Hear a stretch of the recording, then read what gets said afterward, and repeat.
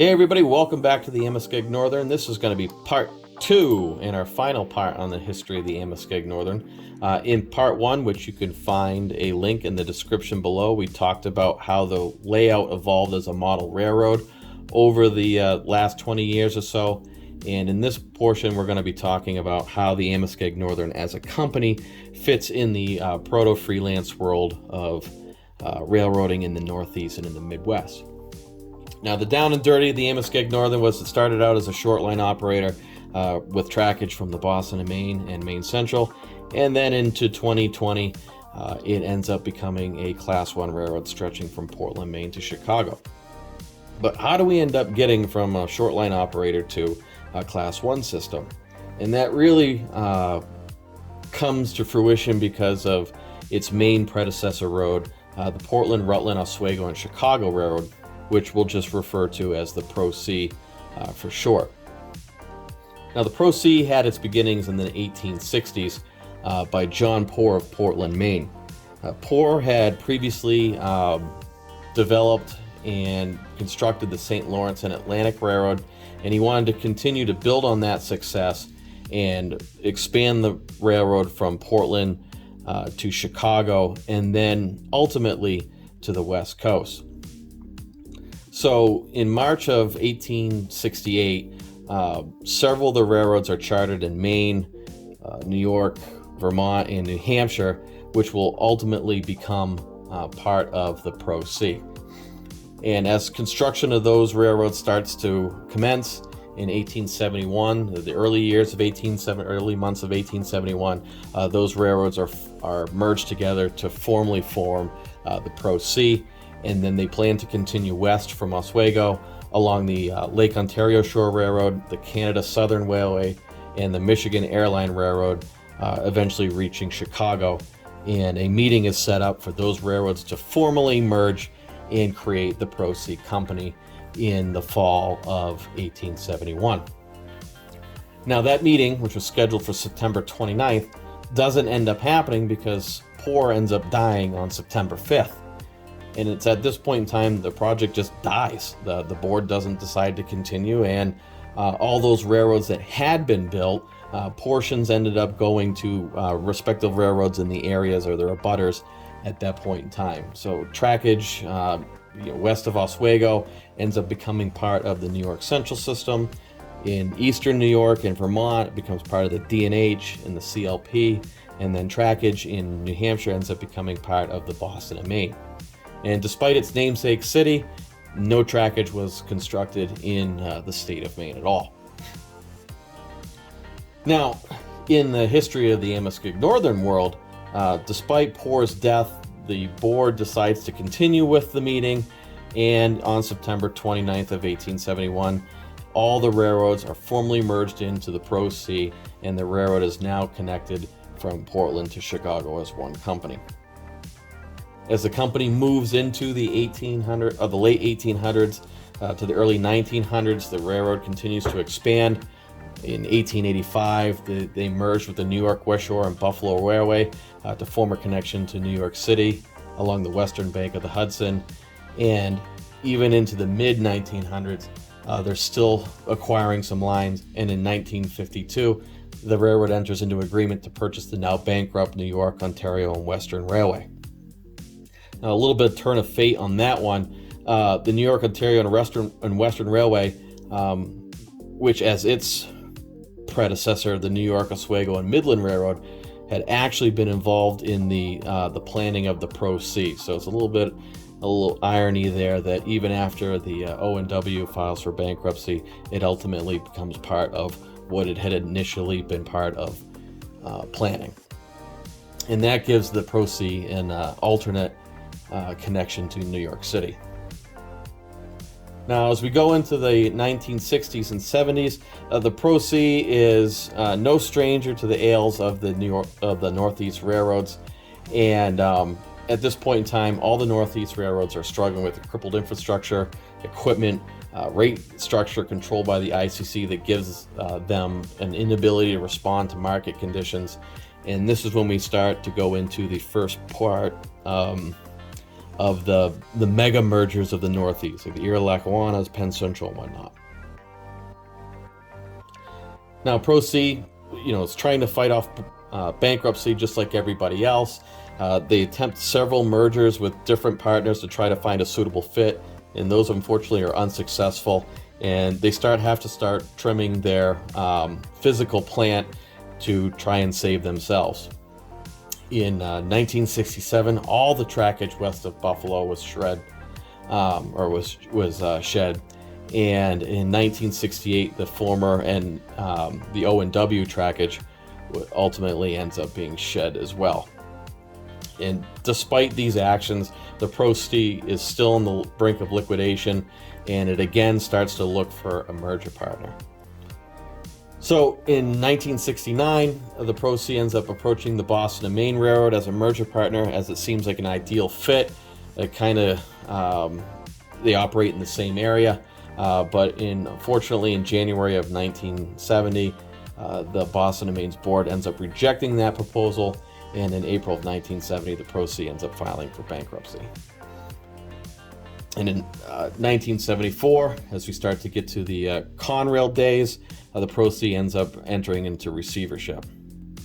Now, as the planning of Conrail comes along, the government approaches the Board of Trustees of the Pro C as to being included in Conrail, but the Pro C's Board of Trustees declines, and they decide to take a similar path to that as the Boston and Maine Railroad's trustees, and they elect to attempt reorganization of their own. Unfortunately, unlike the path for the Boston and Maine, the Pro C's continues on a downward slide, and despite attempting to reorganize, rebuilding its existing fleet of locomotives, leasing new locomotives and rolling stock, and attempting to secure funds for upgrading track and signal systems, deferred maintenance has just taken too far of a toll at this point in time, and it's wreaked havoc on the system. There's just derailments, and all their customers are starting to switch to trucking.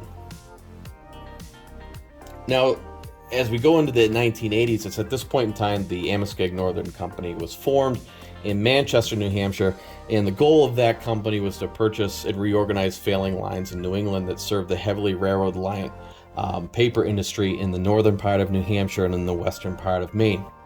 And in that process, it ends up purchasing several lines of the Boston and Maine Railroad and all of the Maine Central's New Hampshire operations from Guilford Transportation Industries in August of 1982. During that time, the Amoskeag Northern also enters into negotiations with the state of Massachusetts, and that results in perpetual freight rights over the former Boston and Maine trackage, now operated by the MBTA on the north side of Boston via the eastern route and the New Hampshire routes, giving the company access to the Boston market, not the Chicken Corporation. And in February 3rd of 1983, after now starting to get all the branch lines and the lines to Boston situated in the Amoskeag Northern system, the Amoskeag Northern reaches an agreement with the Board of Trustees of the Pro C, and for a sum of $30 million, the Pro C is purchased by the Amoskeag Northern and absorbed into their operations. And almost immediately, the Amoskeag Northern begins an expansive track work improvement program over the next several years, repairing and upgrading lines that had long been subject to deferred maintenance, and hundreds of miles of new welded rail and ballast reaches from Portland to Buffalo, while an improved signal systems and new motive power efficiently moves trains across the system.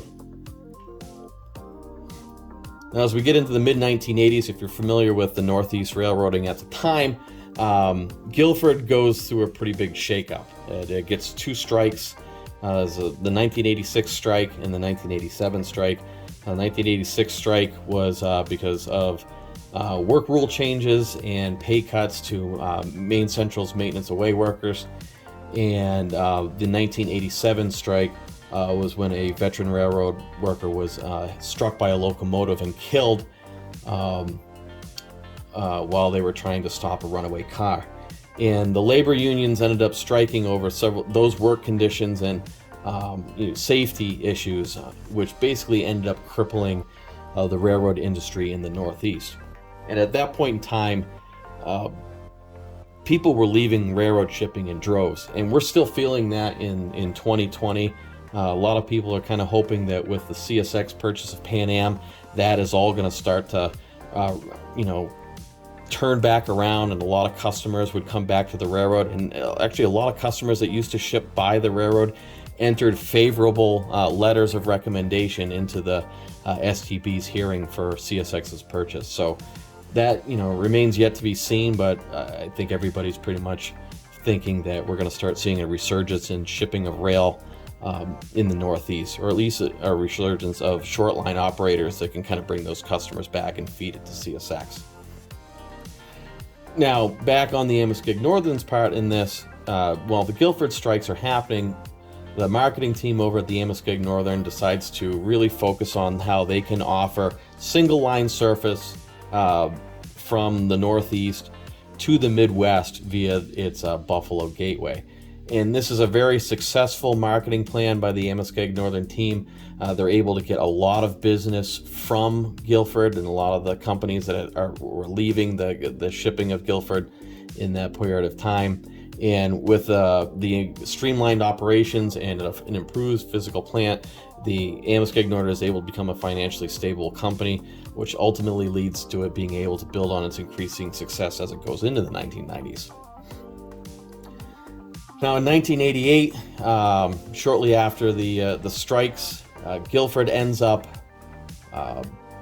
placing the Delaware and Hudson, which it had purchased only 2 years prior, into bankruptcy, and it ends up going into a bidding process where the Amoskeag Northern was found to be the successful bidder in January of 1990. And in this process, the Amoskeag Northern had been given the option to also purchase Conrail's southern tier, or the western southern tier, between Buffalo and Binghamton, had they won the bid for the D&H. And in March of 1992, that transaction is finalized, and the southern tier is transitioned into the Amoskeag Northern's operations. Now, as we go into late 1990s, we all know about the Conrail saga and the breakup of Conrail. Initially, during the first bidding process for Conrail in the 1980s, around 1985, NS attempts to purchase Conrail, and Guilford tries to jump in on this. You can find some of this stuff online, and now with the sale of Guilford, some more details are starting to come out as people are retiring, and this information is becoming more prevalent. Guilford attempts to purchase Conrail. That's just shot down outright. So when NS tries to purchase control of Conrail from the government, Guilford kind of comes in and tries to obtain significant parts of Conrail by partnering with NS in this bidding war. Now, some of this also happens during the 1997 process. Guilford never really had given up the idea of expanding to Chicago or even potentially into the West Coast. There's several times where they try to buy, or several instances where they try to buy other railroads like the Southern Pacific to get trackage rights to the West Coast. And in part of the 1997 pitch for Conrail, this comes in as well. Now, the Amoskeag Northern, never ceasing to seize an opportunity at the fall of Guilford, they submit a counteroffer, and ultimately it leads into a three-way bidding war between CSX, Norfolk Southern, and the Amoskeag Northern over Conrail.